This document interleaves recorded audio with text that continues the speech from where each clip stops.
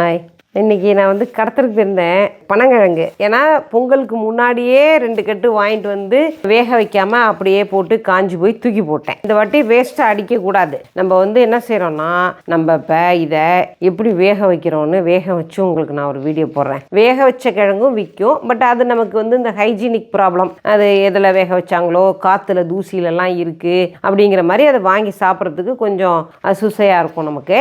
அதனால் இந்த மாதிரி பச்சை கிழங்கு வாங்கிட்டு வந்துடலாம். பச்சை கிழங்கு திருவாரூர் சைட்லாம் நிறைய விற்கும். வேளாங்கண்ணிலேருந்து வருங்க. வேளாங்கண்ணி வேதாரண்யம் சைட்லேருந்து பனங்கிழங்கு நிறைய வரும். அங்கேருந்து வர கிழங்காக தான் இருக்கும். இங்கே மன்னார்குடியில் போன வாட்டி இதே கிழங்கு வந்த சீசன் ஃபர்ஸ்ட்டில் 7 கிழங்கு 50 ரூபான்னு வாங்கிட்டு வந்தேன். இப்போ இந்த கட்டு ஒரு கட்டு 30 ரூபாய், 3 கட்டும் 90 ரூபாய்க்கு கொடுத்தாங்க. இதை நம்ம என்ன செய்யணும்னாக்கா, இதோட இந்த வால் பகுதியை கொஞ்சோண்டு கட் பண்ணிவிட்டு அந்த குக்கருக்குள்ள உழுகிற அளவுக்கு இதை கட் பண்ணி போட்டுட்டு 3/4 திட்டம் தண்ணி வச்சு நம்ம குக்கரில் இப்போ வேக போட்டுருவோம். இதை வேக போட்டுட்டு இவ்வளோ கிழங்கையும் நம்ம சாப்பிட முடியாது. 4 கிழங்கு 5 கிழங்கு சாப்பிடலாம். தம்பி சுத்தமாக சாப்பிடவே மாட்டாங்க. கெஞ்சி சாப்பிட வைக்கணும். பல்லுலாம் நார் மாட்டிக்குதுமா, வேணாம்மா அப்படிம்பாங்க. பல்லில் நார் மாட்டத்தான் செய்யும்.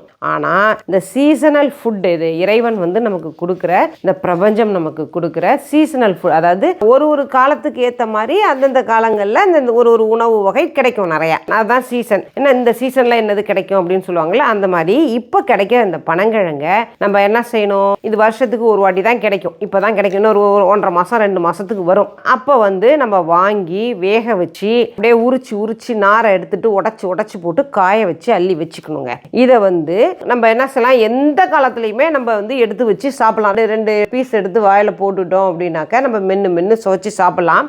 இது அப்படியே இன்ஸ்டன்ட் எனர்ஜி கொடுக்கும் இந்த பனங்கிழங்கு. நாங்கள் ஸ்ரீலங்கா போயிருந்தோம் இல்லையா, அந்த ஸ்ரீலங்காவில் பார்த்தீங்கன்னா இது எங்கே பார்த்தாலும் இது ஒடியல் அப்படின்னு சொல்கிறாங்க. வேக வச்சு உடச்சி காய வச்சு அதையும் பீஸாக அதையும் விற்கிறாங்க.